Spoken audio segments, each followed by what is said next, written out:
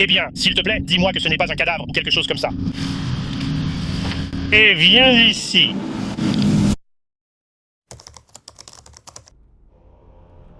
Roseville, Michigan, 12h23 de l'après-midi.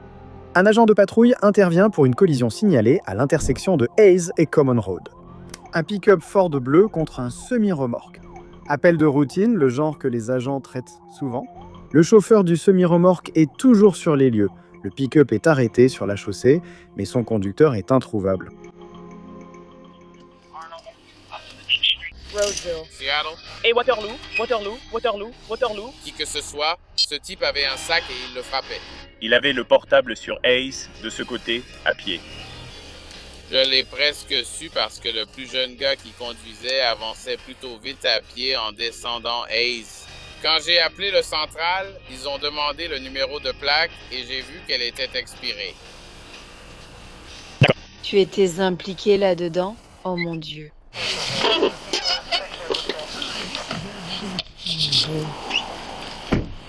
Non, on a amené ce type. Tu étais impliqué? Attends, tu as eu un accident? Oui. D'accord. Avance un peu plus pour que ce soit au bord du trottoir pour ne pas bloquer la route, d'accord?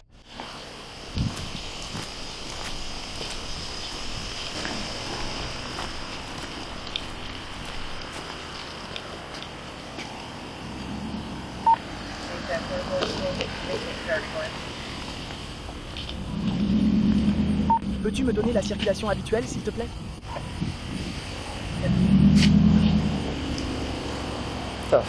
D'accord, mais qui est là?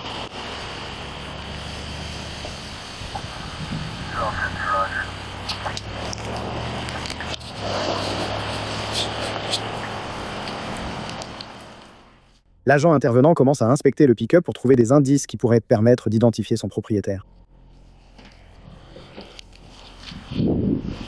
L'agent vérifie le numéro VIN et la plaque d'immatriculation.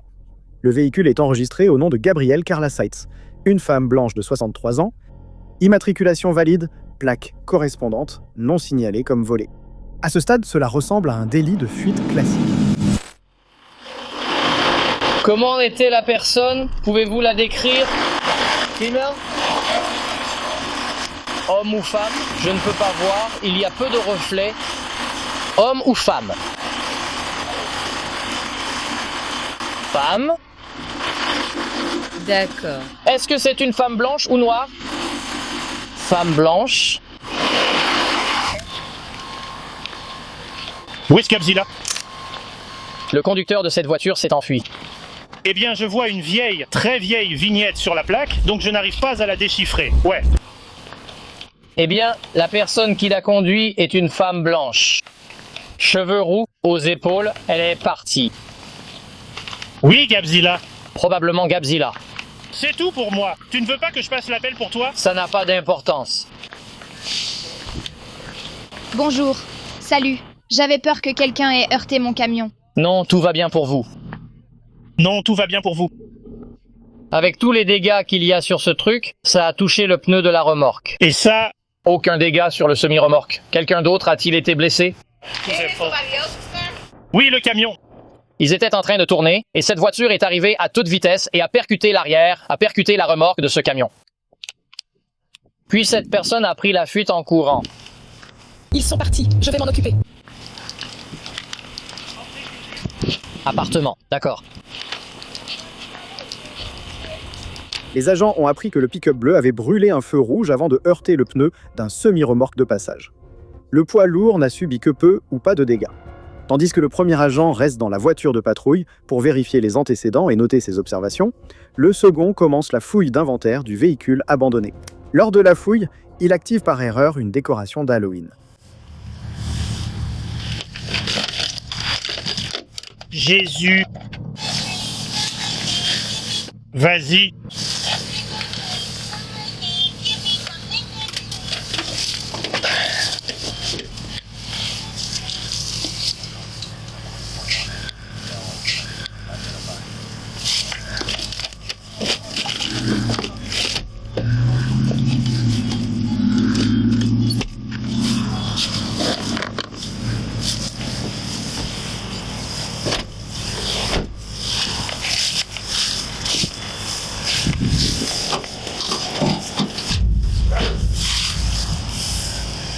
Bon, s'il te plaît, dis-moi que ce n'est pas un cadavre ou quelque chose comme ça.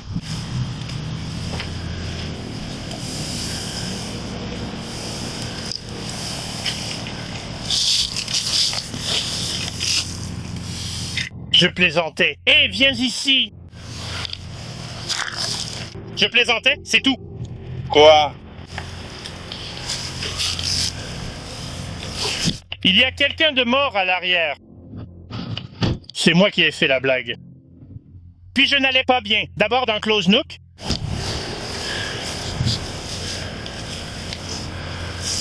Il faut d'abord le faire. Le central. L'explication tombe à l'eau. Vas-y. Vérifie. Poste 78 police, il se passe quelque chose. Vite.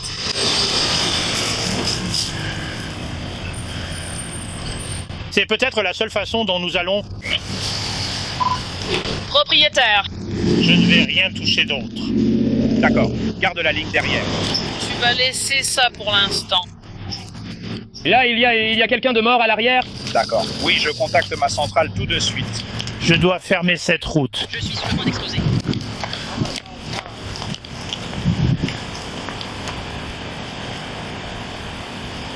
On devrait tout arrêter, probablement. Tu sais quoi? S'il te plaît.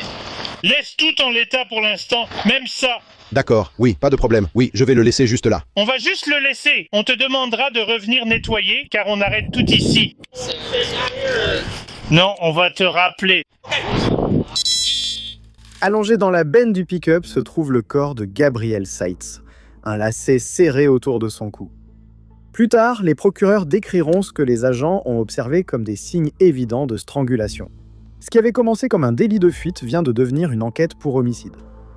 Les premiers intervenants ont bouclé la zone, installé le ruban de sécurité et contacté l'unité des homicides. Les témoignages divergent, certains auraient vu une femme fuir le pick-up, d'autres un homme. Puis les policiers ont de la chance.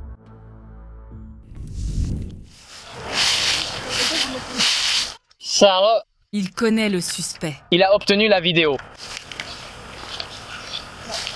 Bonjour, salut. Je l'ai eu par un gars sur Facebook. Je ne sais pas où il l'a eu, mais on revient tout de suite. Mon Dieu, ça alors.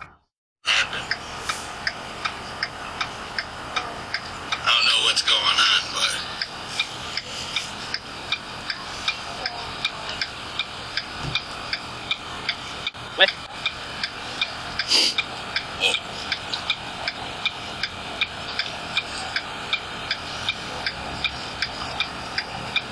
Comme un sweat à capuche nique et gris. Ouais, on a tout ça. Ouais, c'était ça.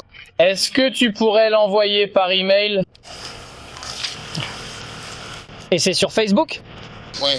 C'était juste, tu sais, tu peux aller sur le fil d'actualité et c'était là-dessus. Donc tu ne sais pas à qui appartient la vidéo? Non. Une vidéo Facebook Live montrant les suites de la collision offre aux enquêteurs un premier aperçu clair du suspect. Les agents fouillent en son itinéraire et trouvent un sac de sport abandonné. À l'intérieur, une pièce d'identité appartenant à Stephen Lee Freeman. Il a 19 ans, pas de casier judiciaire local, mais des antécédents de toxicomanie dont un récent séjour en désintoxication. Il connaissait son nom. Il leur restait à comprendre pourquoi il avait laissé un pick-up avec une femme morte dedans. Les détectives ont aussitôt retracé les déplacements de Freeman au cours des 24 dernières heures. Cet effort les a menés directement aux caméras de surveillance de la résidence de Gabriel. Les images montraient le suspect rôdant devant l'appartement de Gabriel plusieurs fois la nuit, y restant des heures. Puis entre 23h45 et minuit, il a fait 8 allers-retours distincts, transportant des objets de l'appartement jusqu'au Ford Ranger bleu de Gabriel garé à l'extérieur. Aux alentours de 1h41 du matin, le pick-up est parti du complexe, phares éteints. Les détectives avaient des images de Freeman sur place, mais la caméra ne révélait pas ce qui s'était passé dans l'appartement. Un mandat de perquisition? Oui. La découverte des enquêteurs a clarifié la situation. Des signes d'effraction, des preuves de lutte, des indices montrant que quelqu'un avait tenté de nettoyer la scène et de la literie correspondant au tissu enveloppant le corps de Gabriel. Tandis que les enquêteurs reconstituaient les dernières heures de Gabriel, ses proches faisaient face à une perte inimaginable.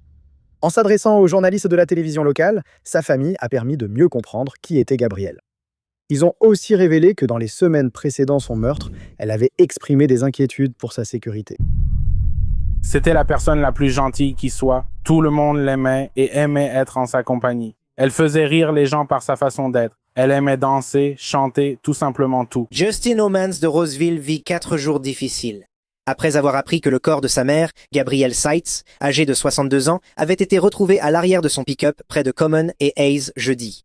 Il est encore plus dur de voir circuler rumeurs et spéculations en ligne. Nous ne pouvions ni aller sur Facebook ni consulter les informations à cause de la situation. Oman dit que l'homme qui conduisait le camion de sa mère, vu dans cette vidéo, lui est totalement inconnu. La police dit que cet homme intéresse les enquêteurs dans l'enquête sur sa mort. Il allait partir avec le corps de ma mère. Il aurait pu l'abandonner ou emmener le camion à la casse pour qu'il soit détruit. Je n'aurais jamais su où était ma mère. Homans pense aussi que sa mère ne connaissait pas cet homme. Il espère que le suspect sera bientôt jugé pour que lui et sa famille puissent entamer leur deuil.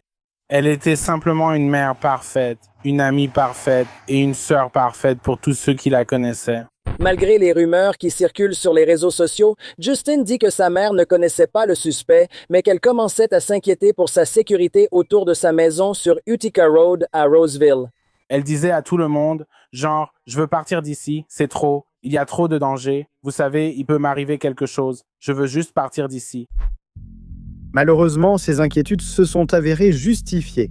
D'après les preuves, les enquêteurs pensent que Gabrielle est rentré du travail et a trouvé Freeman déjà à l'intérieur. Il était entré par une fenêtre. Ce qui a suivi, c'est une altercation violente. Les enquêteurs pensent que Freeman l'a agressé sexuellement, l'a étranglé avec un lacet, a enveloppé son corps dans des draps, l'a chargé dans le camion de la victime et est parti. Quelques heures plus tard, la série d'événements s'est terminée lorsqu'il a grillé un feu rouge et percuté un semi-remorque. 2 jours après le meurtre, les policiers ont retrouvé Freeman caché dans un véhicule à Waterford Township et l'ont arrêté sans incident. En attendant la procédure judiciaire, Freeman a passé un appel téléphonique enregistré en audio et en vidéo depuis la prison à son ex-partenaire. L'appel révèle l'état d'esprit de Freeman et sa façon de voir l'affaire qui le vise. Plus important encore, ils contiennent ce qui s'approche le plus d'une explication que quiconque pourrait obtenir sur ce qui est arrivé à Gabrielle Seitz. Je t'aime. Je veux juste que tu saches que... Parce que je ne veux pas que tu aies l'impression qu'il n'y a personne pour toi. Peu importe. Je t'aime. Je suis là. Je n'aurais pas été la première personne à te rendre visite si ce n'était pas le cas. Depuis que tout cela a commencé... Tu es la première personne que j'appelle, tu es la première personne. Oh. Tu es la première personne qui ait jamais fait quelque chose sans aucune erreur. Je sais. Quelles sont les nouvelles? Il se dit beaucoup de choses en ce moment. Dis-moi quelque chose, mec. Je ne sais même pas. D'accord. Alors j'ai besoin que tu me dises ce qui se passait.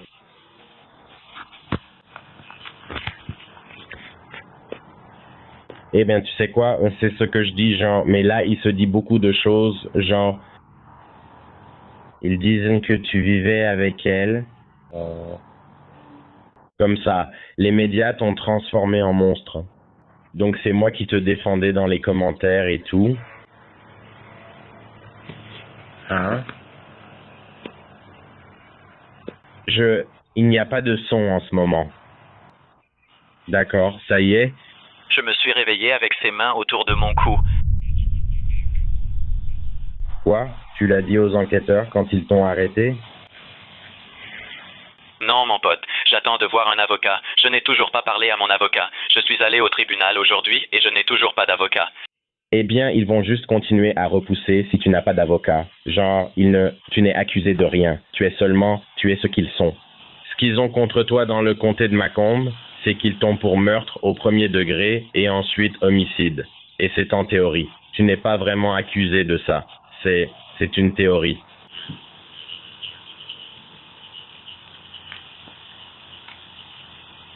Tu connais un endroit où je pourrais verser une caution? Il n'y a pas de caution en ce moment. 7,5. Oui, j'ai vérifié. Il n'y a pas encore de caution. Comme vous le voyez, Freeman pense qu'il y a une caution, mais son partenaire dit le contraire. Quand Freeman a été arrêté, les procureurs n'avaient pas encore autorisé les accusations de meurtre. À ce moment-là, il était détenu pour des accusations moindres liées à la dissimulation du corps de Gabriel Seitz. Et le juge a d'abord fixé la caution à 75 000 $. Cependant, au moment de cet appel téléphonique, l'affaire évoluait rapidement. Freeman annonce à son partenaire avoir obtenu une caution, mais celui-ci consulte les dossiers judiciaires en ligne et découvre que Freeman vient d'être inculpé pour meurtre au premier degré. Ces accusations plus graves étaient autorisées ou en cours d'enregistrement dans le système judiciaire, si bien que les informations en ligne ne reflétaient plus la caution précédente. Quand les accusations complètes de meurtre sont tombées, la caution a été révoquée. Freeman restait en détention. Ma question est, où diable t'es-tu caché pendant ces jours-là? Merde, ça pourrait me donner une idée.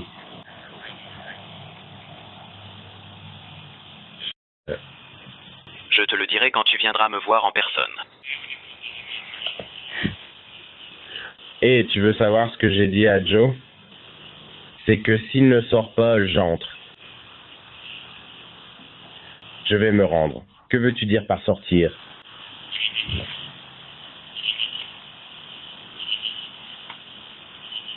Qu'est-ce que tu veux dire? Je serai avec toi à la prison du comté de Macomb.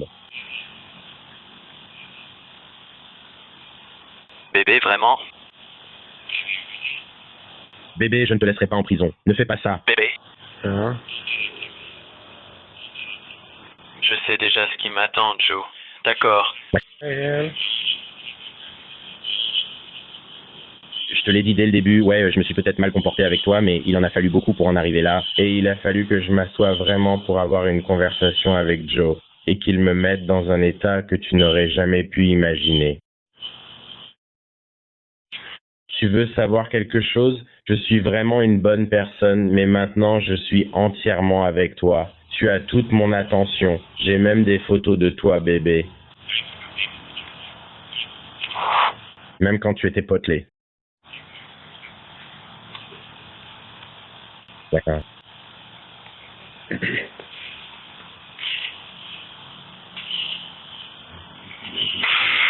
J'ai juste besoin que tu ailles bien. Tu sais, parce que Joe m'a fait écouter ses enregistrements. Bébé, tu ne peux pas savoir. Tu dois traverser ça. Je suis là pour toi, je te le promets. Je t'aime tellement. Et je ne vois pas ce que les gens disent ou quoi que ce soit. Tu peux le faire, d'accord? Il y a encore des gens ici qui t'aiment. Tu promets?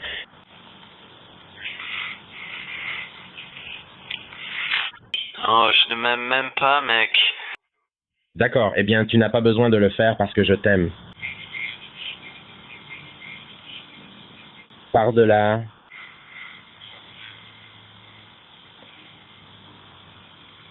Je suis au tribunal. Tu viens au tribunal?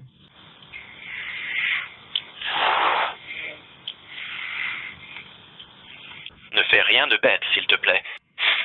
Ne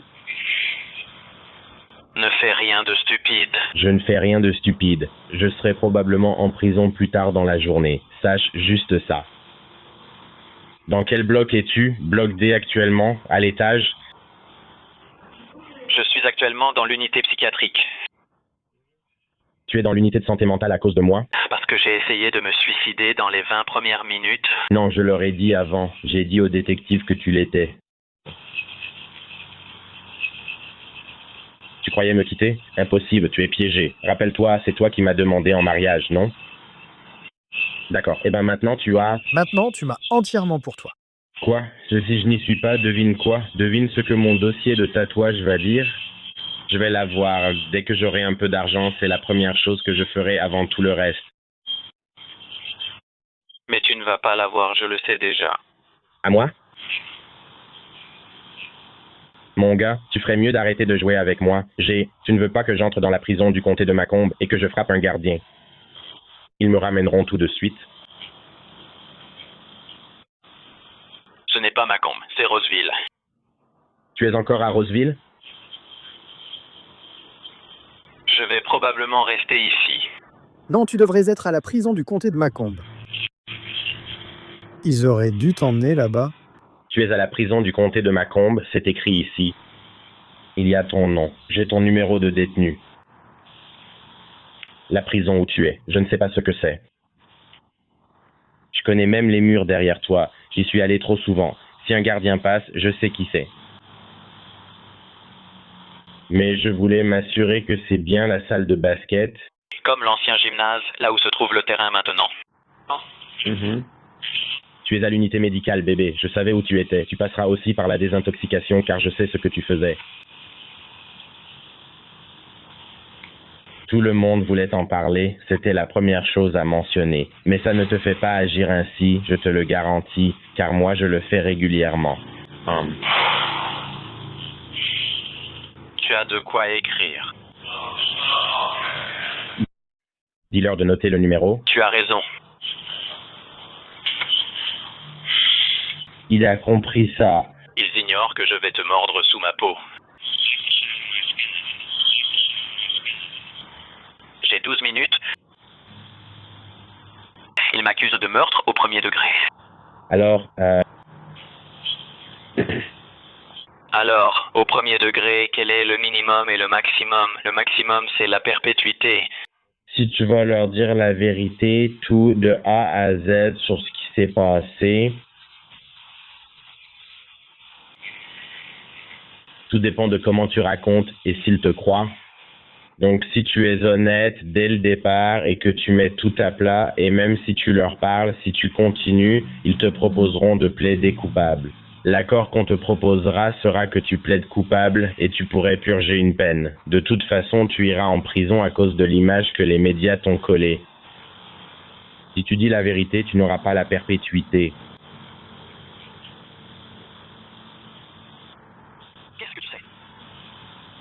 Quand tu diras la vérité, comme prévu, je serai là aussi la semaine prochaine, d'accord? Je serai là, je viens te rendre visite la semaine prochaine aussi. Ouais, parce que je suis du côté ouest en ce moment, bébé. Et je voudrais, et j'ai aussi un mandat d'arrêt, donc c'est une question d'argent. Je dois d'abord mettre un peu d'argent pour toi avant de venir. Je veux juste que tu saches que je suis là pour toi. On était comme un couple de taulards. Hein? Comme je t'aime, mon petit amour du ghetto.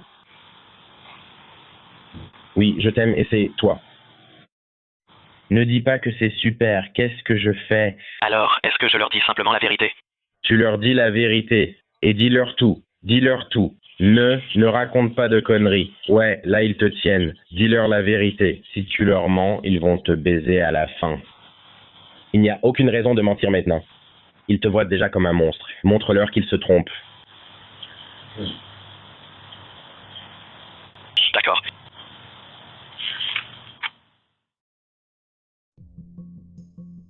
Stephen Freeman n'a jamais fait de déclaration aux enquêteurs. Inutile pour lui, les preuves ont suffi. Des images de vidéosurveillance, des preuves médico-légales, des preuves matérielles recueillies sur les lieux et des témoignages de témoins. Les procureurs ont constitué un dossier laissant peu de marge à la défense. Le jury était d'accord. En septembre 2025, Stephen Freeman a été reconnu coupable de meurtre avec préméditation au premier degré, de meurtre commis lors d'un crime, d'introduction par effraction au premier degré, d'agression sexuelle criminelle au deuxième degré, de dissimulation de la mort d'une personne et de recel et dissimulation d'un véhicule volé. Il risque la prison à vie sans libération conditionnelle. Comme Freeman avait 19 ans lors du meurtre, le tribunal ne pouvait pas passer directement au prononcé de la peine. À la place, une audience Miller est requise. Le tribunal doit surtout déterminer si la personne est irrécupérable. Cette audience est actuellement prévue pour le 10 juillet 2026. À ce moment-là, un juge décidera si Freeman passera le reste de sa vie derrière les barreaux sans possibilité de libération conditionnelle.